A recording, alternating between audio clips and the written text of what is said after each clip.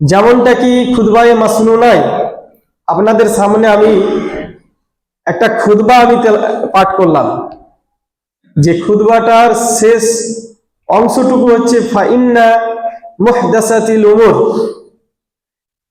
ফাইন্না কুল্লা বিদআতিন যালালাহ ওয়া কুল্লা যালালাতিন ফিন্নার।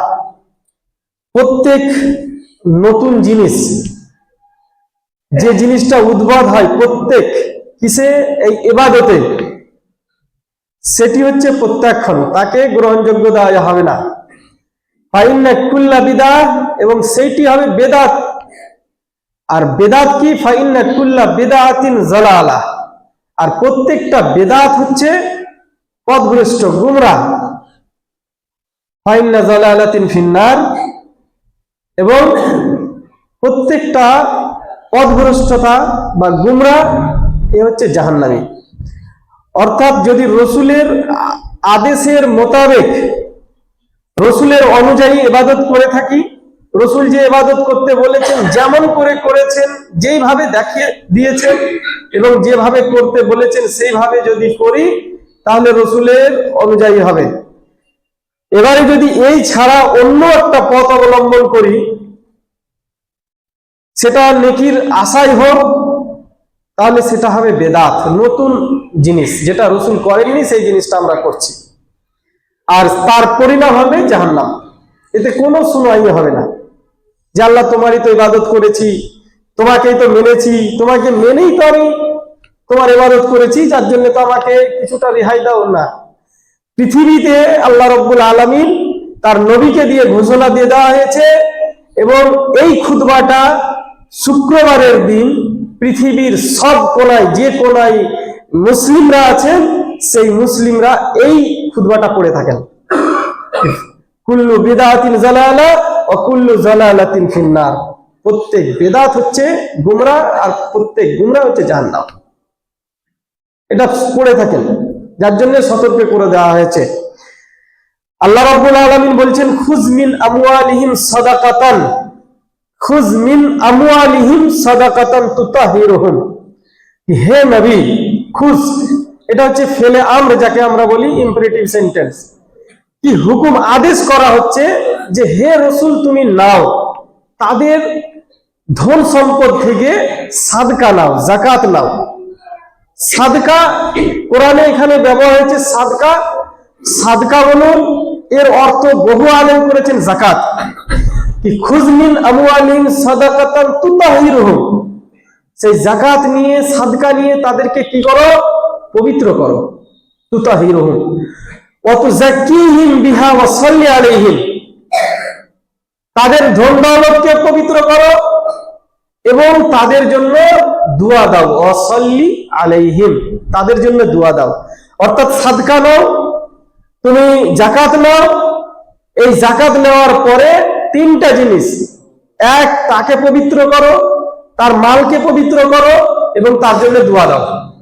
ওয়া সাল্লি আলাইহিম, কেন? ইন্না সালাতাকা সাকানুল লাহুম, তোমার দোয়া অতি গ্রহণযোগ্য, তোমার দোয়া ইতমিনান যোগ্য। এটা আল্লাহ রসুলকে বলছেন, তোমার দোয়া গ্রহণযোগ্য, গ্রহণ হবে। এই জন্য হাদিসে, অন্য হাদিসে এসেছে কি আস-সাদকাতু তারাদ্দুল বালা, বালা মুসিবতকে টেনে দেয়, বালা মুসিবতকে দূর করে দেয়। এই সাদকাতে, সাদকাতে বালা মুসিবত দূর করে দেয়।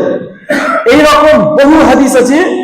যদি সাদকা করা হয়, যাকাত দেওয়া হয়, গত সপ্তাহে তো আপনাদের সামনে কয়েকটা পয়েন্ট রেখেছি।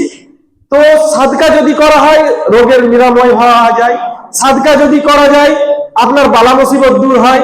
অনেক সময় দেখবেন যাদের মৃত্যু অবস্থায় রয়েছেন, শুয়ে রয়েছেন বিছানায়, জান বেরোচ্ছে না, সাদকা দিয়ে দিল, ছাগল দিয়ে দেয়, তার কিছুক্ষণ পর হয়তো জানটা বেরিয়ে যায়, বালা মুসিবত দূর হয়। আল্লাহ রাব্বুল আলামিন এবং তার রসুল এই কথা বলেছেন। তো বালা মুসিবত দূর হয় এই সাদকাতে, এটা ঠিক। তো তার একটা পদ্ধতি আছে।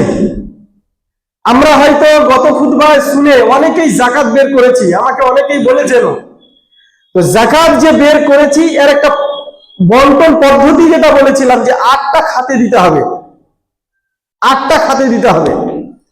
সেই 8 জনকে 8 জনকে, তো 8 জনের বেশি হয়ে যায় আজকাল। দেখুন 8 জনের বেশি, বিরক্ত লাগে এক এক সময়। এক হচ্ছে কি as-সাদাকাতু লিল ফুকারা ওয়াল মাসাকিন, ফকির এবং মিসকিনদের জন্য। গত খুতবাতে এখান থেকে ছেড়েছিলাম যে ফকির এবং মিসকিন কারা, ফকির এবং মিসকিন কারা। আমরা একটাই বলে দিই কি বাড়ির দরজাতে কে এসেছে, ফকির মিসকিন এসেছে। আসলে মিসকিন, মিসকিন কথাটার অর্থ হচ্ছে তাদের মধ্যে বড় লোক, তাদের মধ্যে বড় লোক, যার বাড়িতে একবেলা খাবার আছে, খেয়ে নিল শেষ, এবারে সন্ধ্যায় তার বাড়িতে খাবার আছে, হ্যাঁ সন্ধ্যার হয়ে যাবে, সন্ধ্যার হয়ে যাবে, 2-1 দিনের হয়ে যাবে খাবার, সেই হচ্ছে মিসকিন। আর ফকির যে নিঃস্ব, কিছু নাই, এই বেলাতে কি খাবে তার ঠিক নাই, এই হচ্ছে সংজ্ঞা।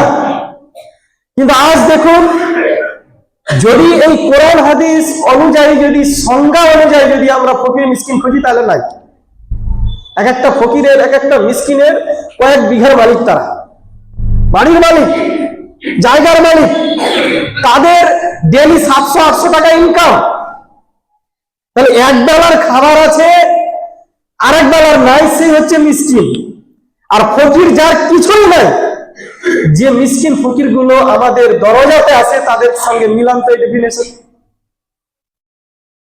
মিলবে না। কেন? তাদের সব আছে, আল্লাহ সব দিয়েছে। কার বাড়িতে খাবার নাই? সবারই বাড়িতে খাবার আছে। একবার গেল, মাসকে মাস খাবারকে সঞ্চিত করে রেখেছে। আপামর জনসাধারণ এর মধ্যেই বেশি দিতে হবে, এর মধ্যেই দিতে হবে। তবে একটা জিনিস মনে রাখতে হবে, আমার পাড়া প্রতিবেশীতে যিনি গরিব আছেন, হয়তো হাত পাতেন না, তাদেরকে একটু খেয়াল রাখবেন, তাদেরকে দেওয়ার চেষ্টা করবেন। আমার সাথে বনিমানা নাই, আমার সাথে এ নাই, লুকিয়ে চুরিয়ে যদি দিতে পারেন, আল্লাহকে এই দানটা বেশি গ্রহণযোগ্য, বেশি আল্লাহ এই দানটা চান। এই হচ্ছে যাকাত এবং ফিতরা, সাদকা। দ্বিতীয় হচ্ছে ফিতরা। ফিতরাটা কি? ফিতরা হচ্ছে ঈদের আগে একটা খাদ্যদ্রব্য বা একটা বস্তু দেওয়া হয়, সেই বস্তুটার নাম হচ্ছে ফিতরা। এই রমজান মাসে যাকাত পাওয়া যায়, আর এই ফিতরা। তো যাকাতটা রমজান মাসের সাথে সম্পৃক্ত এমনটা নয়, এটা মনে রাখবেন। যাকাত যে কোনো মাসে বের করতে পারেন, যখনই 1 বছর পূর্ণ হবে। আর ফিতরা, ফিতরা আপনাকে এই মাসেই বের করতে হবে। কখন? আল্লাহ রাসূল বলছেন ফিতরা বের করতে হবে নামাজ, অর্থাৎ ঈদগাহতে যাওয়ার আগে, ঈদের নামাজের আগে। ঈদের নামাজ ইমাম সাহেব যখনই বলবেন আল্লাহু আকবার, তার আগেই আপনাকে এই ফিতরাটা বের করতে হবে। যদি আল্লাহু আকবার বলার পর, অর্থাৎ নামাজ, ঈদের নামাজ হয়ে যাওয়ার পর যদি আপনি ফিতরা বের করেন, তাহলে এই ফিতরাটা ফিতরা বলে গণ্য হবে না, এটা আপনার সাদকা বলে গণ্য হবে, সাধারণ দান বলে গণ্য হবে। আপনি বেঁধেই থাকলেন, ফিতরা দিলেন না। আর এই ফিতরা প্রত্যেকের উপরে, যাকাত প্রত্যেকের উপরে নাই, মিসকিন গরিবের উপরে যাকাত নাই, কিন্তু ফিতরা সবারই উপরে।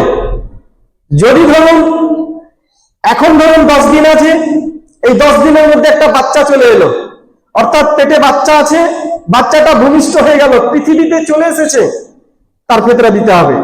এমনকি নামাজের আগেও, ঈদের নামাজের আগেও যদি বাচ্চাটা ভূমিষ্ঠ হয়ে যায়, ঈদের নামাজ 7টায়, সে যদি 6:59 জন্মগ্রহণ করে, তাহলে তার ফিতরা দিতে হবে।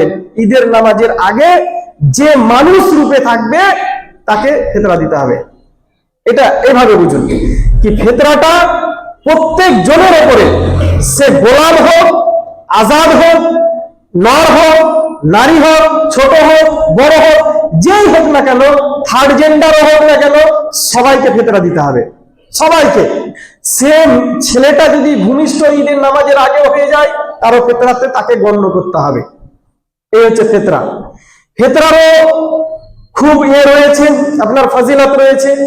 ফিতরা যদি আদায় করেন, তাহলে আমাদের এই রমজান মাসে ফজিলত শুধু কয়েকটা বলবো। ফিতরা যদি আদায় করি, তাহলে ফিতরা হচ্ছে যে আপনার আমার রমজান মাসে যে ভুলগুলো হয়ে যায়, ছোটখাটো হয়তো ভুল হয়, হয়তো কোন রকমের মিথ্যা কথা বলে দিলাম, আল্লাহ জানতে পারলাম না, মিথ্যা হয়ে গেল আমার, হয়তো নামাজের একটু দেরি হয়ে গেল কিন্তু নামাজে এসেছি, এইরকম করে যদি কোনো ভুল চুক হয়ে যায় এই রমজান মাসে, রোজার যদি কোনো ভুল চুক হয়ে যায়, তাহলে ফিতরা দিলে আপনার এই ভুল চুকটা মাফ হয়ে যায়। বলুন আলহামদুলিল্লাহ। এতটা এতটা ফাজিলাত। ভুল চুক হয়ে গেল, কোনো কিছু হয়ে গেল আমার দ্বারা দিয়ে রমজান মাসে, বলে না কি রোজা লেগে গেছে কিছু বলে দেওয়ার পরে, তো এই জিনিসটা যদি আমরা ফিতরা বের করে দিই তাহলে সেটা মাফ হয়ে যায়। দ্বিতীয় হচ্ছে ওয়াতাবাতুল লিল মাসাকিন, দ্বিতীয় হচ্ছে যে এটা মিসকিনদের খাবার, মিসকিনদের খাবার। তো এই দুটো ফজিলত দেখুন, এই দুটো ফজিলত অনেক বড়। এবারে ফিতরা কি দিবেন? ফিতরা দিতে হবে তিনটা জিনিসে। তিনটা জিনিস কি? সেটা হচ্ছে খাদ্যদ্রব্য, খাদ্যদ্রব্য, খাদ্যশস্য নয়, খাদ্যশস্য নয়। আল্লাহ রসুল যেটা বলেছেন সেটাই আমরা করব। যেটা আমি আপনাদেরকে বললাম প্রথমে, যদি একটু আলাদা করে দিই তাহলে সেটা হবে নতুন উদ্ভব, সেই নতুন জিনিসটাকে আবিষ্কার করব আমরা। আল্লাহ রসুল বলছেন যে ফারাজা যাকাত আল ফিতরি সাম মিন তামার, সাম মিন জাবিব, সাম মিন সাইদ। আল্লাহ রসুল থেকে এই তিনটা জিনিস পাওয়া যায়। আপনি যতগুলো হাদিস পড়বেন, বুখারী বর্ণিত যে হাদিসগুলো আছে, বুখারীর শুধু আমি উল্লেখ করছি আপনাকে যে 1500 নম্বর হাদিস থেকে পড়তে শুরু করুন, হয়তো 10খানা হাদিস পাবেন যাকাতের সম্পর্কে। তো এখানে আল্লাহ রসুল থেকে তিনটে জিনিস, এক খেজুর, তামারুন মানে খেজুর, তামার খেজুর, এক পনির, দ্বিতীয় হচ্ছে জব, জব যেটাকে আমরা গমের প্রথম ভাগটাকে নিই, গম হবে সেই জব, জব আমরা সবাই বুঝি। এই তিনটা জিনিস দিতে হবে, এক হচ্ছে খেজুর, দ্বিতীয় হচ্ছে জব, তৃতীয় হচ্ছে পনির। এবারে আপনারা যেগুলো শুনেছেন যে কিশমিশ দিতে হবে, আরো কিছু দিতে হবে, তো এইগুলো পরবর্তীতে আসছে রসুল থেকে। আপনি মুসলিমে বর্ণিত দেখুন, আবু দাউদে বর্ণিত দেখুন, এই তিনটি জিনিস পাবেন। মিলাবেন। আমি এগুলো কেন মিলালাম, এখন ফেসবুক বা সোশ্যাল মিডিয়াতে যাকাত কি বের করব, কি দিয়ে দেব, এটা নিয়ে মেলা বসেছে, মেলা বসে গেছে। এক অপরকে কটূক্তি করছে, এক অপরকে ছোট করছে, এক অপরকে কত রকমের গালিগালাজ চলছে। ভালো ভালো আলেম, এরা ভালো আলেম কিনা আমার জানা নাই, কেন কখনো একজন ভালো আলেম গালি দিতে পারে না? রসুল থেকে যে জিনিসটা পাচ্ছি আমরা সেটাতে কেন মতবিরোধ করব? কেন মতবিরোধ করব? আমি আমার একটা বন্ধু আমাকে একটা ছবি পাঠিয়েছিল, আপনাদের সামনে শেয়ার করছি কথাটা। একটা ছবি পাঠিয়েছিল, তখন আমি আলিগড়ে পড়তাম। ছবিটা কি, যেহেতু ওখানে আমাকে আহলে হাদিস বলে গণ্য করতো, আমি এখানে হাত বানতাম, যার জন্য আমি আহলে হাদিস। তো ছবিটা ছিল যে দুটো হরিণ আপসে তাদের বড় বড় সিং মারামারি করছে, দুটো হরিণ, আর পেছন দিক থেকে একটা বাঘ এসে একটা হরিণের উপরে হামলা করেছে। হরিণ দুটো তো নিজেরই বংশের, হরিণ দুটো নিজের জাত, হরিণ দুটো নিজেই অসহায়, কিন্তু তারা আপসে দ্বন্দ্ব করার জন্য অপরজন বাঘের শিকার হচ্ছে, অপরজন ঘায়েল হচ্ছে। আর সেম জিনিসটা হয়েছে আমাদের ভিতরে। এটা কতদিন আগে আমাকে পাঠিয়েছে, 2010-এ। তাহলে দেখুন, আজ আমাদের মধ্যে এটা হয়েছে, আপসে দ্বন্দ্ব শুরু করেছি। আমি যদি বলি আপনাদেরকে যে 5 ওয়াক্তের নামাজ, আল্লাহ রসুল বলেছেন 5 ওয়াক্তের নামাজ পড়তে হবে, 5 ওয়াক্তের নামাজ পড়তে হবে। এবারে যদি সবাই মিলে করলেন না 4 ওয়াক্তের নামাজ পড়বো, ফজরে উঠতে পারি না, এটা হবে? নতুন খুঁজে কিছু পাওয়া যাবে? এটা হবে না। কেন? বিধান দেওয়া হয়ে গেছে, আল্লাহ রসুলের বিধান দেওয়া হয়ে গেছে। এবারে আসি আপনাদের কি, সাম মিন তামার, 100 খেজুর, 100 পনির, আর 100 জব। চালের কথা উল্লেখ কোন হাদিসে নাই। চাল আমরা এটাকে সাম আপনার তাম বলে থাকি, সাম মিন তাম। আবু সাইদ বর্ণিত হাদিস, এটা আবু সাইদ বর্ণিত হাদিস। কি রসুলের যুগে বের করতাম, রসুল বলেছেন, রসুল করেছেন এমনটা নয়, রসুলের যুগে বের করতাম। যার জন্য আমি হাদিস নাম্বার আপনাদের বললাম, এটা পড়ে দেখবেন। তাহলে সবকিছু আপনাদের সামনে পরিষ্কার হয়ে যাবে। আসি প্রথম কথায় কি সাম মিন তামার, একসা খেজুর, একসা জব, একসা পনির। আপনারা সবাই বুকে হাত দিয়ে বলুন তো, আমরা মতবিরোধে কেন যাচ্ছি? এই তিনটা জিনিস পাওয়া যায় না? না আগে পাওয়া যেত না? না আগে পাওয়া যেত না? খেজুর পাওয়া যায় না, পনির পাওয়া যায় না, না জব পাওয়া যায় না? তাহলে খেজুরের পরিবর্তে, জবের পরিবর্তে, কিশমিশ, পনিরের পরিবর্তে চাল বা টাকা কেন আসছে? আমার প্রশ্ন এটা। 4 ও 5 ওয়াক্তের নামাজ ফরজ, আমি 4 ওয়াক্ত করতে পারবো না, তাহলে এই তিনটা জিনিসের মধ্যে সবকিছু বিদ্যমান। খেজুর কুইন্টালের কুইন্টাল খেজুর পাওয়া যাচ্ছে, কিশমিশ আর কুইন্টালের কুইন্টাল পাওয়া যাচ্ছে, জব কুইন্টালের কুইন্টাল পাওয়া যাচ্ছে, পনির এখন তো প্রত্যেক দোকানে পাওয়া যাচ্ছে পনির। তাহলে কেন আমরা এই তিনটে জিনিসকে ঢেকে রাখছি? এক তো টাকা দিয়ে ব্যস্ত, আর অপরজন চাল নিয়ে ব্যস্ত। কেন? রসুলের এই দুটোই কথা নয়। সাহাবী কি করেছেন? সাহাবীরা, রসুলের হাদিস থাকতে আমরা সাহাবীদের কথা নিতে পারছি না। রসুলের স্পষ্ট দলিল, রসুলের স্পষ্ট কথা, এটা প্রথম কথা। দ্বিতীয় কথা, যেটা ভাবার জন্য আমি আপনাদের বলছি, কোনো ঝামেলার জন্য নয়। দ্বিতীয় কথাতে আসি যে আল্লাহ রসুল উক্ত জিনিসগুলো দিতে বলেছেন কখন? সম্মানিত হাজিরিন, আমি আপনাদের খুব সম্মান করি, খুব মনোযোগ সহকারে শুনুন, জানি না শুনবেন কিনা। যে এক সেই জিনিসগুলো পৃথিবীতে বিদ্যমান, তা বাদ দিয়ে মতভেদ করার জন্য, মারামারি করার জন্য, নিজেকে আত্মপ্রকাশের জন্য, প্রভাব বিস্তার লাভ করার জন্য চাল দিতে হবে, টাকা দিতে হবে, সেই জিনিসগুলো আছে। সেই জিনিসগুলো যদি আমরা প্রথম থেকে আমাদের পূর্বসূরীরা, মাওলানারা যদি দিয়ে আসতেন, সেটা দিতাম আমরা। আজ আমাদেরকে অন্য একটা পথ চালনা করেছে। আমি কালকে একটা ইয়াহুদীদের লিখিত বই পড়ছিলাম, ইনশাআল্লাহ সেটা অন্যদিন বলবো। এবারে আপনাদেরকে একটা জিনিস ভাবাই, যে এটা তো ভাবুন যে আল্লাহ রসুলের যে জিনিসগুলো বলেছেন, উক্ত জিনিসগুলো বিদ্যমান, তবুও দিচ্ছি না, কিন্তু এরা মতবিরোধ করছে দুটো জিনিসে, আসল জিনিসকে ছেড়ে দিয়ে। দ্বিতীয় কথা, ঈদের আগেই আপনাকে ফিতরা দিতে হবে। ঈদের আগে যদি ফিতরা দেন, তাহলে আল্লাহ রসুল বলছেন কি, তুমি দিবে কি? পনির, তুমি দিবে খেজুর, তুমি দিবে জব। দ্বিতীয় একটা হাদিস কিশমিশ যেটা আছে, আপনারা নিজে সবাই বুকে হাত দিয়ে বলুন তো, এই জিনিসগুলো কাঁচা মাল না পাকা মাল? কাঁচা মাল। পনির যদি ফ্রিজ থেকে বের করে রাখেন 1 ঘন্টা থাকবে না, পানি ছেড়ে দেবে, নষ্ট হয়ে যাবে। তা আল্লাহ রসুল কেন বললেন কি পনির দাও? ভাবার সময় এসেছে, এই বিরোধ গলা শেষ করার সময় এসেছে। আল্লাহ রসুল কেন বললেন যে তুমি জব দাও, গম নয়? আওয়াজটা ডবল হয়ে গেল নাকি? তুমি গম দাও, এমনটা আল্লাহ রসুল বলছেন না, জব যেটা মিষ্টি মিষ্টি লাগে।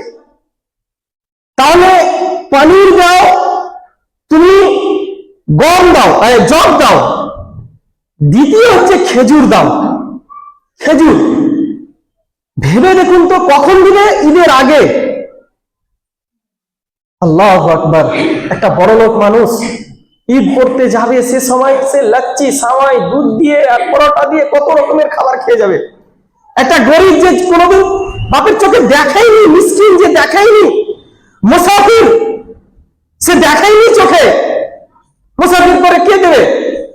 আপনার মিসকিন, এরা কখন পনির খায়? ফকির, এরা কখন পনির খায়? আল্লাহ রসুল কতটা টলারেন্স ছিলেন, যে তোমরা এই তিনটা জিনিস বের করার জন্য গরিব মিসকিনও খেতে পারে। কেন? ফিতরা হচ্ছে গরিব মিসকিনদের খাবার। ভেবেছি মতবিরোধে লেগে আছে, অমুক মৌলানাই বলছে, অমুক তমুক এই সব বলছে। আল্লাহ রসুল ঈদের আগে কেন এই তিনটা জিনিস বের করতে বললেন? কি তুমি পনির দাও? পনির তো থাকবে না খেতে 1.5 ঘন্টা। যিনারা খান জানেন, আপনারা এই তরকারি দিয়েও খাওয়া হয়। যদি আপনি দুপুরে তরকারি রান্না করেন, এই পনিরটা যদি দুপুরে রান্না করেন, রাত্রে খেতে পারবেন না ফ্রিজে না রাখলে, আর কাঁচা তো থাকবেই না। তাহলে আল্লাহ রসুল কেন 2.5 কেজি পনির দিতে বলছেন? এই জন্য এই যে গরিব, যেহেতু মিসকিনদের খাবার, এই মিসকিনরা সেই দিন অন্তত ভালো খাবার খেয়ে ঈদগাহতে যেতে পারে। আমরা আমাদের পথ থেকে সরে গিয়ে চাল টাকা নিয়ে পড়ে আছি, মতভেদে পড়ে আছি, ডিসকাস করতে পড়ে আছি, বহসে পড়ে আছি যে হ্যাঁ একবার বসি, কিন্তু আসল জিনিসটা ছেড়ে দিচ্ছি। আপনি খেজুর দিতে যান, নেবেন না। খেজুরের কত রকমের পায়েস হয় আপনি খালি ইউটিউবে দেখুন, সব সার্চ করে আমি আপনাদের সামনে কথাগুলো রাখলাম, ভেবে দেখুন একবার। আজ যে কথাটা আমি আপনাদের বললাম, এই জিনিসটা নিয়ে যে মেলা বসে গেছে সোশ্যাল মিডিয়াতে, যা বলার নয়, বলা বাহুল্য। বড় বড় আলিম, বড় বড় মাদানি এগুলোতে ইনভলভ হয়েছে এবং একে অপরকে হেয়পন্ন করছে, একে অপরকে কটূক্তি করছে, একে অপরের সেই পুরানা দিনের কথাগুলোকে নিয়ে এসেছে তারা সেখানে বলছে, মানে হারাবার চেষ্টা করছে কি হারতে হবে তোমাকে। আজ দেখুন এই জন্যই আমরা নিজেকে নিজে মতভেদ করেছি, যার জন্য আজ দেখুন ফিলিস্তিনে কি হলো পরশুদিন, যেটা নবী এবং রসুলের দেশ, সেই দেশের ছোট ছোট ছেলেগুলোকে দেখেছেন, এগুলোকে কোনটা ফাটে না আপনার? ছেলে ধরা বেড়েছে আমার এলাকায়, আপনার এলাকায় ছেলে ধরা বেড়েছে, যে আর ছেলে নিয়ে যাচ্ছে তার কলিজাকে জিজ্ঞেস করুন, আপনার ছেলে যদি নিয়ে যায় তাহলে কি হবে? সেখানকার একটা সভ্যতাকে শেষ করে দিয়েছে নবী রসুলের দেশকে। ছোট ছোট ছেলে, এখান থেকে 1 বিঘা হয়তো পড়েই আছে ছোট ছোট ছেলে লাশ, একজন আল্লাহু আকবার আল্লাহু আকবার চিৎকার করছে, তবুও তারা ঈমান থেকে ফিরে যায়নি। কিসের জন্য? আজ 57টা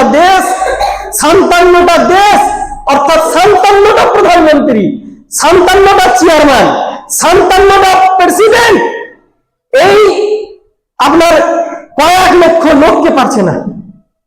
127 কোটি লোক, পুরো পৃথিবীতে 127 কোটি মুসলিম রয়েছে, আজ 80 লক্ষ লোককে পারে না।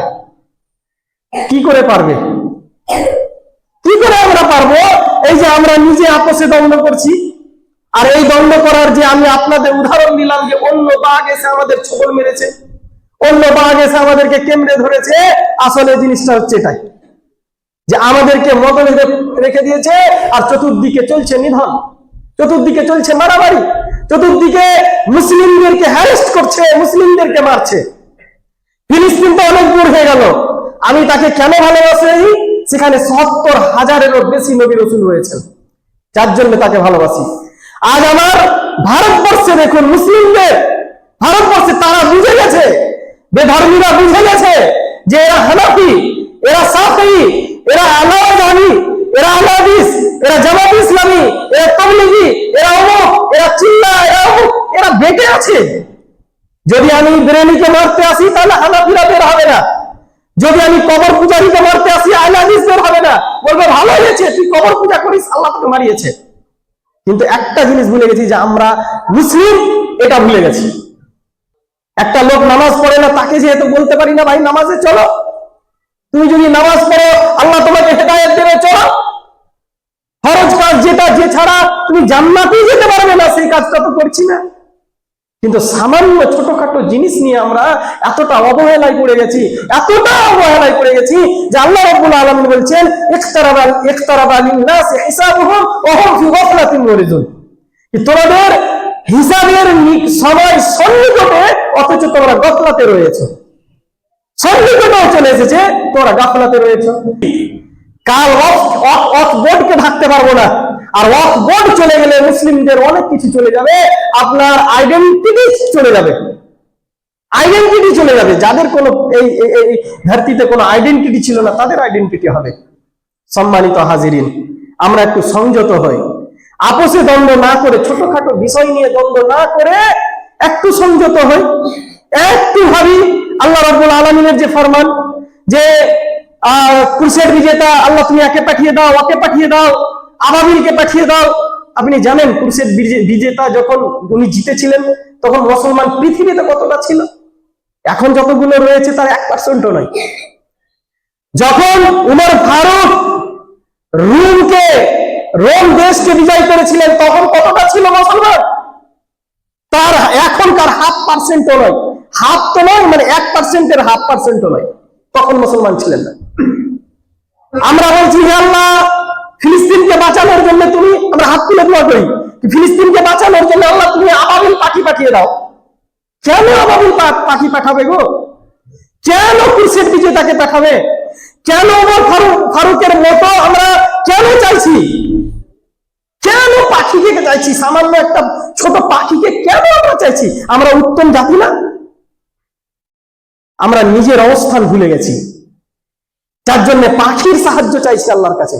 নিজের অবস্থান ভুলে গেছি, নিজেকে ভুলে গেছি যে আমরা কে। সম্মানিত হাজিরিন, একটু সংযত হন। এই আপসি দ্বন্দ্ব করে লাভ নাই। আপসি যত দ্বন্দ্ব করব তত বেকারের দিকে যাব, তত আমাদের কাছ থেকে সবকিছু কাড়িয়ে নেবে। অতএব এই ফিতরা নিয়ে কোনো ঝগড়া দ্বন্দ্ব না করে যেটা নির্ধারিত হয়েছে সেটাও দিতে পারেন, খাদ্যশস্য দিতে পারেন। এই নিয়ে বহু মত রয়েছে, বহু মত, শুধু 2-4টা আলেম নয়, বিজ্ঞ আলেম বলছেন টাকা দিয়ে দিতে পারেন। তো টাকাটা কি দিচ্ছেন আপনি দেখতে হবে। 10 বছর আগে হয়তো 20 টাকা দিয়েছেন, সেটা হয়তো এখন 100 টাকা হয়েছে। টাকাটা চেঞ্জ কেন হচ্ছে এটাও ভাবা দরকার। কি কোন জিনিসের দ্রব্য মূল্য হিসাবে দিচ্ছি। দ্বিতীয় কথা হচ্ছে যে আল্লাহ রাসূল যেটা দিয়েছেন খাদ্যদ্রব্য, সেই খাদ্যদ্রব্য দেন, খাদ্যদ্রব্য দেন। যে নেবে না তার কথা আলাদা। ধরুন একটা মিসকিন এলো, আপনি তাকে খেজুর দিলেন, 2.5 কেজি খেজুর দিয়ে দিলেন, সে নিল না, জানবেন তার বাড়িতে যথেষ্ট পরিমাণ খাবার আছে, যথেষ্ট পরিমাণ খাবার আছে। তো এইগুলো একটু সংযত হতে হবে। আল্লাহ রাব্বুল আলামিনের কাছে দোয়া করি, হে আল্লাহ তুমি আমাদেরকে বুঝার তৌফিক দান করো, বলুন আমিন। হে আল্লাহ তুমি আমাদের এই রোজা প্রায় আমরা শেষের দিকে চলে এসেছি। আর দুটো একটা কথা বলবো, একটু কথাটা বেশি হয়ে গেছে। দুটো কথা, যে আজ রাত হয়তো জাগার, রাতটা জাগার। এই রাত যদি জাগেন, আল্লাহু আকবার, কি বলবো, 1000 মাস থেকে উত্তম, 1000 মাস থেকে উত্তম। একটা রাত, মানে এই 5টা রাতের মধ্যে একটা রাত এমন একটি রাত হবে, ওই রাতটিতে যদি জেগে নিয়ে আর সেই রাতটি যদি আমরা পেয়ে নিই, তাহলে অতটা বছর হয়তো বাঁচি না, অতটা বছর বাঁচি না। 83 বছরের উপরে আমরা 83 বছর বাঁচি না হয়তো, আল্লাহর দয়া। তো আমার 50 বছরে যদি 5টা রাত করে জেগে আসি 83 করে হিসাব করে দেখুন তো, 1000 মাসের অধিক হিসাব করে দেখুন তো কতগুলো ইবাদত করে এসেছি। আল্লাহ আমাদের ক্ষমা করবেনই। অতএব আজ থেকে রাত জাগা, এই রাতগুলোকে জাগার চেষ্টা করবেন। রাত জাগার দোয়া হচ্ছে আপনার মোবাইল খেলা আর ওই গান শোনা, এগুলোই দোয়া এখন হয়ে গেছে। এগুলো দোয়া নাই। দোয়া হচ্ছে কি, আল্লাহুম্মা ইন্নাকা আফুউন তুহিব্বুল আফওয়া ফাফু আন্নি। আপনার নিজের গুনাহকে রেখে দিবেন এবং আল্লাহর সামনে নিজের গুনাহকে রেখে দিয়ে এবং আপনার ব্যবসা বাণিজ্যের জন্য যা চাওয়া সব চাইবেন আর এই দোয়াটা করবেন, আল্লাহুম্মা ইন্নাকা আফুউন তুহিব্বুল আফওয়া ফাফু আন্নি। এতে সবকিছু নিহিত রয়েছে। আল্লাহর বলে দিয়েছেন এই দোয়াটা তুমি আমার কাছে করো, রাসূল শিখিয়ে দিয়েছেন সেই দোয়াটা। অতএব এই রাত জাগার দোয়াটা করবেন, কোরআন তেলাওয়াত করবেন।